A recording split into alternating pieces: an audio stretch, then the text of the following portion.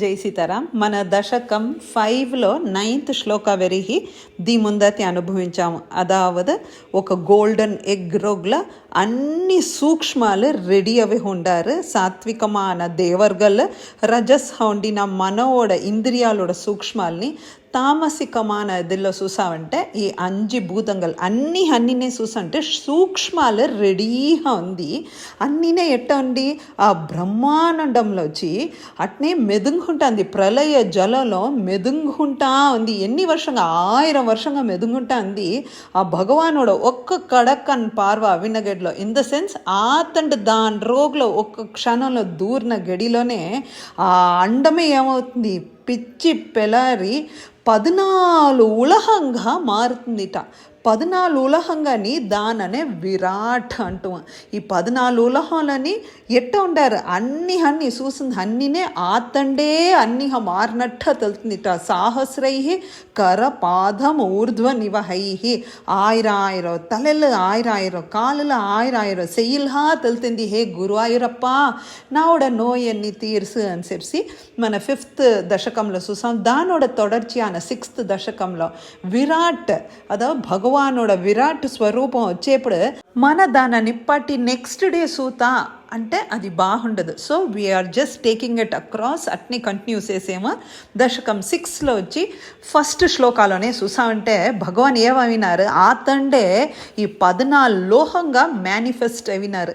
14 లోకంని చూసామంటే పైగా 7 లోకం దియ 7 లోకం అంటూ ఆ లోకాల్లో ద ఫస్ట్ శ్లోకాలోనే భట్టత్రి అనేరు ఆ భగవానోడ పాదంలో ఆ దియ్య ఉన్నేహ మన తర నడిసేప్పుడు ఆ దియ్య పాటు ఉన్నేహ అదే పాతాళం. ఆ పాదోడ పై పోర్షన్ ఆ పాదంననే దాని ఏమంటూ రసాతలం అని అతండి ఆ 2 కాలులు అదావదు మన యాంకిల్స్ అంటూ ఇంగ్లీష్లో కాలు గొలుసు మాటుతుమే అదే మహాతలం. ఈ 14 లోకలోని ఈ దియ్య అన్నింద దియ్య ఉండింది. ఈ పాతాల రసాతల మహాతల దానిహే అది అతండు పాదంతో కంపేర్ చేసి చెప్పారు. அடுத்தது చూసామంటే 2nd శ్లోకాలో కండ్రు తసై అంటూమే కాఫ్ మసిల్స్ అదే తలాతలంని ఈ 2 మొలంకాలే సుతలని. அடுத்தது ஆத்தண்டோட ఈ థైస్ తొడైల్లో ఉండిన దియ పార్ట్ చూసామంటే వితల అని పై పార్ట్న అతల అంటాం. సో దీంతో ఆ దియ్య ఉండిన 7 ఉలహని మనం చూస్తాము. పాతాల రసాతల మహాతల తలాతల సుతల వితల అతల అనేసి ఉండిన దియ్య ఉండిన 7 లోహం చూస్తాము. దీని அடுத்து ஆத்தண்டோட నడుము పహుదియే భూహు మనోడ భూమి. ఆతండోడ బొడ్డు అనేది భువహ అనేది ఆహాయం. ఆతండోడ నెంజె స్వర్గ అనే సువహ భూభువ సువహ అంటూమే అది. அடுத்தது 3வது శ్లోకాలో చూసినామంటే ఆతండ ఓడ గొంతియ పహుదిననే మహహ అనే మహర్లోకం. ఆతండోడ ఫేస్ చూసామంటే జనహ అనే జనలోకం. ఆతండోడ నెత్తి చూసామంటే తపోలోకం తపహ అంటూ ఆతండోడ పైగ తల ఉందేహ దాననే సత్యం అనే సత్యలోకం. ఫర్దర్ 4th శ్లోకాలో భట్టత్రి చెప్పారు నీ ఉచ్చంతలలో ఉండిన బ్రహ్మరంధ్ర అనే తా ఉందే అదే వేదం.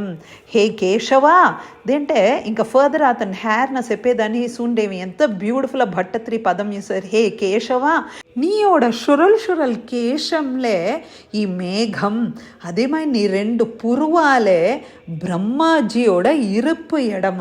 ஆனால் நீயோட ஐலாஷஸ் మన రెప్పలు అంటూమే అదే డే అండ్ నైట్ పహల్ని ఇరవు. నీ కண்களே సూర్యన్ అంటని 5வது శ్లోకాలు అనేరు నీయోడ ఒక్క పార్వెనే మొత్తం సృష్టియే ఉరువవుతుంది. నీయోడ సెవ్విలు చూసామంటే ఆ దిక్కులు ఈ డైరెక్షన్సే నీయోడ సెవ్విలు. నీయోడ మూక్కు చూసామంటే ఆ అశ్విని కుమారర్గల్ యాక్చువల్లీ మెడికల్ సర్జన్స్ అంటూ అశ్విని కుమారర్గల్న. సో వాళ్ళే నీయోడ 2 నాస్ట్రిల్స్.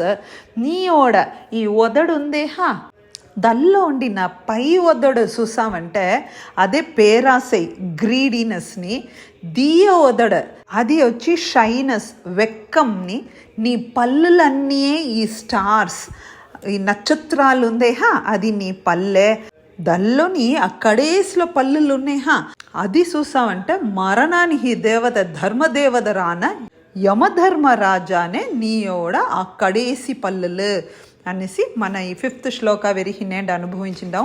ఫర్దర్ రేపు మన అనుభవించుతా. జై సీతారాం.